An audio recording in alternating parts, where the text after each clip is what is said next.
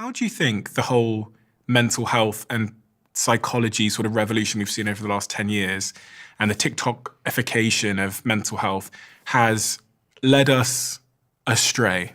So I think there are some things that are good about it and some things that are problematic. So I think the really good thing about it is that there is a lot more awareness of mental health.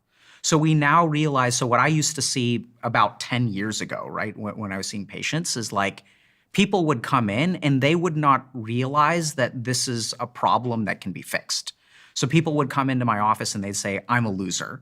Other people are able to get out of bed, they're able to have discipline, they're productive, they're happy, but I'm a loser, I have no willpower, I'm pathetic, I can't get out of bed. People didn't realize that that was depression. I've worked with so many people who have adult diagnosis of ADHD, which many years ago, you couldn't even be diagnosed as an adult. ADHD had to be something that was kind of like a pediatric diagnosis. So now I think the best thing is that people recognize that, okay, maybe what is wrong with me is not like me. I'm not fundamentally broken in some way, but there is some kind of process going on in my brain, in my mind, that is responsible for my problems. And if I fix that, then I can be well. Now, on the flip side, what started to happen is no one on the internet understands the concept of differential diagnosis. So everyone is like, oh, I have a TikTok that if you sometimes forget your keys, you have ADHD.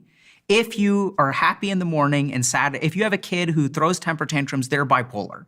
So everyone is taking a symptom and jumping to a diagnosis.